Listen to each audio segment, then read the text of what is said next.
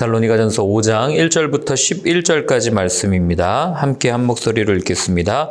형제들아, 때와 시기에 관하여는 너희에게 쓸 것이 없음은 주의 날이 밤에 도둑같이 이를 줄을 너희 자신이 자세히 알기 때문이라. 그들이 평안하다 안전하다 할 그때에 임신한 여자에게 해산의 고통이 이름과 같이 멸망이 갑자기 그들에게 이르리니 결코 피하지 못하리라. 형제들아, 너희는 어둠에 있지 아니하매 그날이 도둑같이 너희에게 임하지 못하리니 너희는 다 빛의 아들이요 낮의 아들이라. 우리가 밤이나 어둠에 속하지 아니하나니 그러므로 우리는 다른 이들과 같이 자지 말고 오직 깨어 정신을 차릴지라. 자는 자들은 밤에 자고 취하는 자들은 밤에 취하되 우리는 낮에 속하였으니 정신을 차리고 믿음과 사랑에 호심경을 붙이고 구원의 소망에 투구를 쓰자. 하나님이 우리를 세우심은 노하심에 이르게 하심이 아니요 오직 우리 주 예수 그리스도로 말미암아 구원을 받게 하심이라. 예수께서 우리를 위하여 죽으사 우리로 하여금 깨어있든지 자든지 자기와 함께 살게 하려 하셨느니라. 그러므로 피차 권면하고 서로 덕을 세우기를 너희가 하는 것 같이 하라.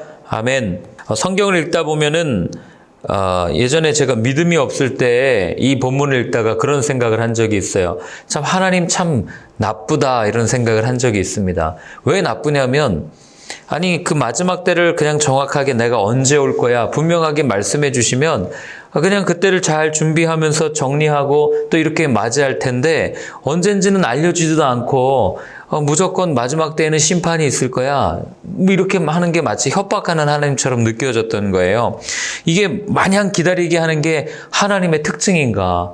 또 성경을 읽다 보면 아브라함도 자식 준다고 그래놓고 우리는 25년이라는 시간을 알고 있지만 그러나 아브라함의 입장에서 보면은 그게 짧은 시간이 아니잖아요. 무언가 하나를 기다린다는 게. 뭘 이렇게 오래도록 기다리게 만드시나 참 못됐다. 이런 생각을 한 적이 있어요. 아침부터 참 신성모독죄지만 이런 생각을 한 적이 있는데 근데 나중에 제가 다시 이 말씀을 묵상하다가 그렇게 생각했던 제 자신이 이건 내 욕심이구나 라는 것을 생각한 적이 있어요. 왜냐하면 묵묵히 그냥 우리에게 주어진 그 주님의 길을 걸어가면 되는데 마치 그 주님의 때를 내가 정확하게 알고 준비하려고 하는 그런 핑계를 대지만 사실은 내 멋대로 살다가 그때쯤 돼서 준비하고 싶은 제 마음 안에 그런 욕심들을 발견했기 때문에 그렇습니다. 여러분 우리가 예를 들어서 여기 계신 분들에게 죽는 날이 언제입니다. 이거를 알려준다면 여러분 삶이 어떠시겠어요? 기쁘시겠습니까? 당신에게 삶이 3년 남았습니다. 그러면 이제 내가 3년 남았구나. 3년 동안 잘 준비하고 가야지 라고 생각하고 사는 사람 거의 없을 거예요. 아마 3년 남았습니다. 그러면 오늘부터 이제 3년밖에 남지 않았네 하고 그 죽을 날만 기다리면서 아무것도 하지 못하고 그렇게 살아가는 게 우리의 삶 아니겠습니까? 데살로니가 교회 성도들도 저랑 비슷한 생각을 했던 사람들이 있는 것 같아요. 그래서 오늘 바울이 마지막으로 이 때와 시기에 대해서 데살로니가 교인들에게 정확하게 다시 한번 이야기해 주는 것들을 듣게 됩니다. 자, 우리 1절과 2절을 다시 한번 읽겠습니다. 형제들아, 때와 시기에 관하여는 너희에게 쓸 것이 없음은 주의 날이 밤에 도둑같이 이를 줄을 너희 자신이 자세히 알기 때문이라. 아멘. 자, 바울이 제일 먼저 이야기하는 게 뭐냐면 제발 그 주님이 오실 때와 시기에 대해서 더 이상 집착하지 마라 이 얘기를 하는 겁니다. 왜냐하면 이미 너희들은 다 알고 있다라고 그런 뉘앙스로 얘기해요. 아니 뭘 알아요? 주님의 때를 알지도 못하는데 우리가 어떻게 합니까? 그러나 이미 사도들을 통해서 예수님께서 하셨던 이야기를 들었다면 분명히 이들은 알고 있다라고 바울은 확언하고 이야기를 하는 겁니다. 보통 우리가 사는 세상은 결과를 굉장히 중요하게 생각하는 그런 어떤 특징을 가지고 있습니다. 예를 들면 무언가를 해도 이 사람이 어떤 과정을 거쳤느냐는 중요하지 않아요.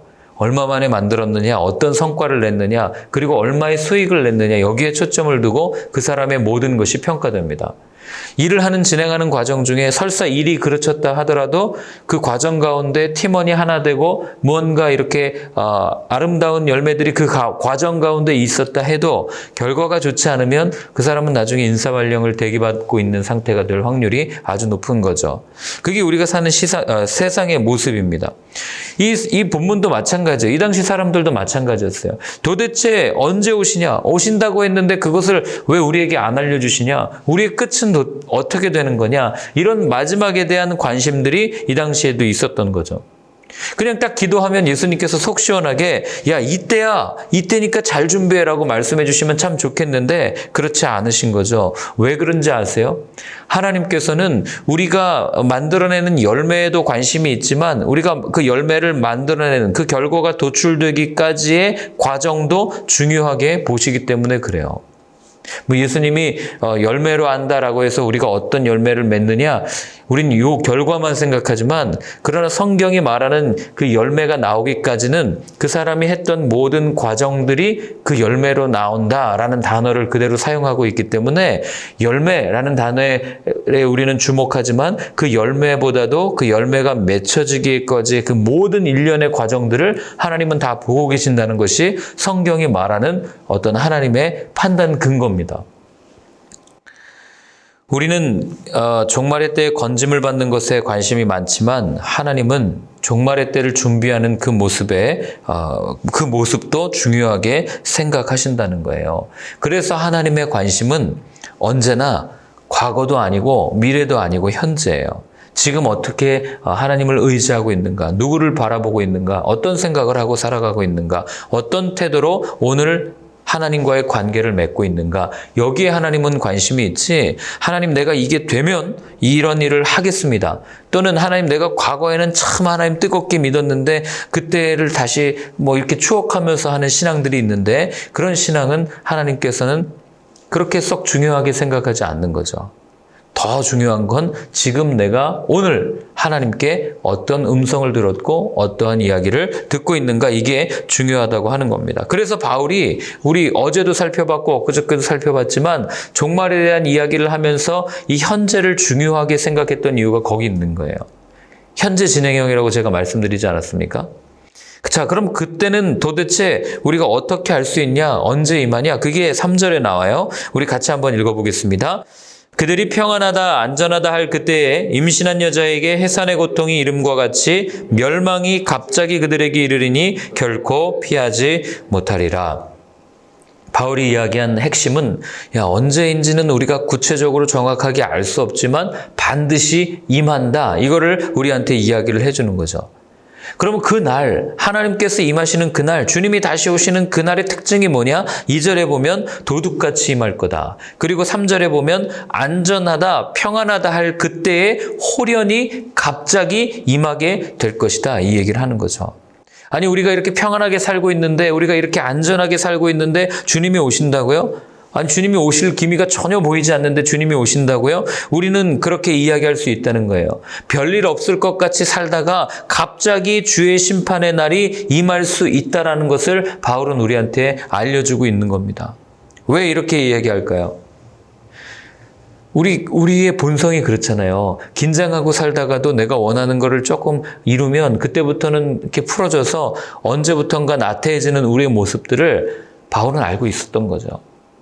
그러니까 바울에게 있어서의 이게 삶의 모습뿐만 아니라 신앙도 그렇거든요. 우리가 원하는 거 열심히 기도하다가 무언가 얻은 것 같으면 그때부터 이렇게 살살살살 이렇게 도태되어지는 모습을 많이 보게 됩니다.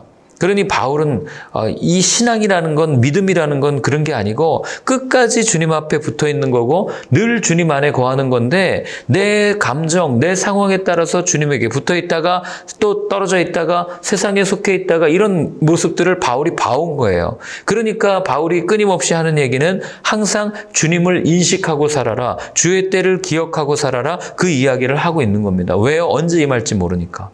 이거를 성경이 정확하게 얘기해 주는 때가 언제입니까? 노아 때잖아요. 우리 예수님 뭐라고 얘기하셨는데 한번 들어보실래요? 마태복음 24장 37절부터 39절인데 제가 읽어드릴게요. 노아의 때와 같이 인자의 임함도 그러하리라. 홍수 전에 노아가 방주에 들어가던 날까지 사람들이 먹고 마시고 장가들고 시집가고 있으면서 홍수가 나서 그들을 다 멸하기까지 깨닫지 못하였으니 인자의 임함도 이와 같으리라. 아니 어제처럼 오늘도 똑같은 일상인데 뭐 주님이 오시겠습니까? 홍수가 일어나겠습니까? 노아가 얼마나 외쳤겠어요. 주변 친척들에게 또는 주위 사람들에게. 하나님이 이 홍수로 심판한다고 하셨습니다. 제발 좀 방주를 지으십시오. 방주로 들어오십시오. 노아가 얘기 안 했겠어요? 끊임없이 얘기했겠죠. 왜요? 노아는 의인이잖아요. 의인은 하나님을 사랑하고 이웃을 사람을 사랑하는 사람을 우리는 의인이라고 표현하는 것을 성경을 통해서 알게 되지 않습니까? 그럼 노아 역시도 그 당시에 그 멸망을 앞두고 있는 사람들에게 가서 끊임없이 이야기했을 거라고요. 그런데 그 사람들의 반응은 어땠습니까? 아유, 설마 주님 오시겠어요? 어제 우리 가서 잘 예배드리고 왔는데, 우리 어제까지만 해도 회식 잘했는데, 오늘 아침까지만 해도 건강했는데 설마 이런 일이 있겠습니까? 그러나 여러분도 경험해보지 않으셨어요? 어제까지만 해도 건강했던 분이, 오늘 아침까지도 같이 식사했던 분이 저녁에 돌아가셨다는 소식을 들을 때도 우리는 분명히 있는 거죠. 이게 우리 인생이고 이게 심판이라는 거예요. 언제인지는 분명히 알 수 없지만 그러나 임한다. 이걸 우리에게 알려주시는 거죠. 그럼 우린 질문하죠. 제가 아까 처음에 말씀드렸던 것처럼 하나님 좀 너무하시네. 좀 알려주시면 좋은데 그걸 안 알려주시고 이렇게 다 멸망에 이르기를 원하시는 거 아니에요? 이렇게 질문할 수 있지 않습니까? 그에 대해서 하나님은 우리에게 이미 다 알려주셨어요. 이건 한번 찾아보겠습니다. 누가복음 21장 10절부터 13절입니다. 누가복음 21장 10절부터 13절이요. 네, 함께 읽겠습니다. 또 이르시되 민족이 민족을 나라가 나라를 대적하여 일어나겠고 곳곳에 큰 지진과 기근과 전염병이 있겠고 또 무서운 일과 하늘로부터 큰 징조들이 있으리라. 이 모든 일 전에 내 이름으로 말미암아 너희에게 손을 대어 박해하며 회당과 옥에 넘겨주며 임금들과 집권자들 앞에 끌려가려니와 이 일이 도리어 너희에게 증거가 되리라. 아멘. 자, 예수님이 뭐라고 말씀하신 거예요? 아버지의 때가 언제인지는 아버지만 분명히 아시지만 그러나 분명히 알 수 있는 사인들을 주실 거다. 이 얘기를 한 거죠. 어떤 사인들입니까? 지진이죠. 기근, 전염병, 그리고 더 중요한 그 증거 중에 하나가 뭐예요?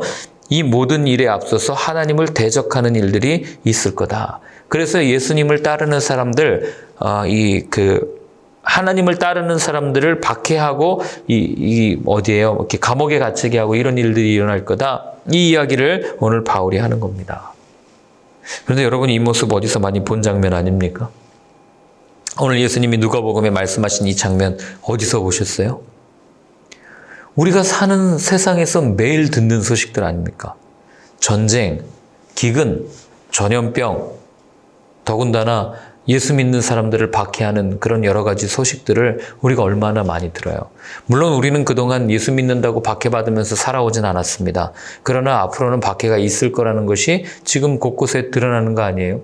기독교에 대한, 더군다나 개신교에 대한 이미지가 얼마나 안 좋아졌고 이제는 교회 가자고 이야기하는 것조차 참 부담스러운 시대가 되었습니다. 그리고 세상을 가만히 보십시오. 세상과 적당히 타협하고 문화와 타협하는 교회들은 승승장구하지만 그러나 복음의 순수성, 복음의 진리를 외치는 교회들은 점점 어려움을 겪는 것이 눈에 여러분 보이지 않습니까? 그러니까 어쩌면 이 누가복음에 말씀하고 있는 이런 마지막 때의 징조, 마지막 때의 사인을 우리가 매일매일 보면서도 우리는 마치 노아가 종말의 때가 임했습니다, 심판이 임했습니다라고 말할 때 그냥 가볍게 여겼던 사람들처럼 우리도 그렇게 가볍게 여기고 지내는 것은 아닌지 다시 한번 돌아봐야 되는 거죠. 그렇기 때문에 우리가 가져야 될 생각은 뭡니까? 주님이 오실 날이 얼마 남지 않았습니다. 이 마라나타, 주 예수여 어서 오시옵소서, 이 생각을 늘 마음에 품고 살지 않으면 우리의 신앙은 언젠가는 도태되고 나태해질 수 있는 신앙으로 전락할 수 있다는 거죠. 여러분, 머지않았다는 것을 여러분들 직감하셔야 됩니다. 그래서 더욱더 그 성경에 있는 것처럼 모이기를 힘쓰고 함께 기도하고 함께 찬양하며 끝까지 주님을 붙든 손을 놓지 않으려는 우리의 마음이 있어야 되는 거예요. 오해하지 마세요. 모이기를 힘쓰라고 했다고 이렇게 수요일도 모이고 이게 아니고, 거기서 말하는 모이기를 힘쓰라는 얘기는 이 하나님을 향한 마음을 가지고 있는 사람들과의 관계를 놓지 말라는 얘기예요. 그러니까 서로 신앙에 대해서 같이 기도해주고, 오늘 바울이 맨 마지막에도 얘기해요. 서로 위로해라 이렇게 얘기하거든요. 권면하십시오 이렇게 얘기합니다. 이런 공동체를 놓지 않고 우리가 서로를 돌보면서 서로에게 사랑을 나누면서 살아가십시오라고 바울이 이야기하는 것 아니겠습니까? 그런 마음을 가지고 사는 사람들한테 바울이 뭐라고 얘기하냐면 4절부터 8절까지 이렇게 얘기합니다. 함께 읽습니다. 형제들아 너희는 어두움에 있지 아니하매 그날이 도둑같이 너희에게 임하지 못하리니 너희는 다 빛의 아들이요 낮의 아들이라. 우리가 밤이나 어둠에 속하지 아니하나니 그러므로 우리는 다른 이들과 같이 자지 말고 오직 깨어 정신을 차릴지라. 자는 자들은 밤에 자고 취하는 자들은 밤에 취하되 우리는 낮에 속하였으니 정신을 차리고 믿음과 사랑의 호심경을 붙이고 구원의 소망의 투구를 쓰자. 아멘. 자, 바울이 이렇게 얘기하니까 이런 이야기를 듣는 사람들 가운데 두려움을 가지게 되는 사람들이 분명히 있었을 거 아니에요. 아, 주님 언제 오시나? 이제 종말이 얼마 안 남았구나. 그래, 나도 준비해야지. 어떻게 해야 되지? 이런 고민을 가지고 있는 이들에게 바울이 오늘 아주 이 따뜻한 이 희망의 소식을 전합니다. 그게 뭐냐면 4절에 보면 너희는 어둠에 있지 않다 이렇게 얘기해요. 그날이 도둑같이 너희에게 임하지 않는다라고 이야기를 합니다. 왜 그렇습니까? 예수님께서 이미 알려주셨잖아요. 시기를 분별할 수 있는 방법을 다 알려주셨기 때문에 충분히 준비할 수 있는 시간들을 우리에게 주신 거죠. 마치 밤에 걸어가는 사람은 그 당시에는 뭐 전등도 없었으니까 깜깜해서 아무것도 보이지 않는 것 같은 삶을 살잖아요. 이게 어둠의 아들들이에요. 이게 주님이 오실 날을 기다리지 않고 살아가는 사람들의 모습입니다. 그런데 낮의 아들, 빛의 아들들은요, 가는 길이 이렇게 훤히 다 보여요. 주님이 언제 오실지 분명히 시기를 보면서 분별하기 때문에 충분히 알 수 있는 삶이에요. 그래서 낮의 아들과 어둠의 아들을 오늘 바울이 그 이야기를 하고 있는 거죠. 깨어 정신 차리고 살아라 라고 권면을 하는 겁니다. 자, 그런데 깨어있는 사람들의 특징이 뭐냐면 첫 번째로 8절에 보면 믿음과 사랑의 호심경을 붙이고 산다 이 이야기를 하죠. 여러분 호심경이 뭐예요? 여기에다가 이렇게 붙이는 흉배, 가슴 가리개 같은 거예요. 가슴 이렇게 딱 보호해주는 이런 그 전쟁 나갈 때 로마 군인들 여기다 이렇게 딱 차잖아요. 갑옷 같은 거. 그게 호심경인데 왜 믿음과 사랑의 호심경을 바울이 이야기하고 있는가?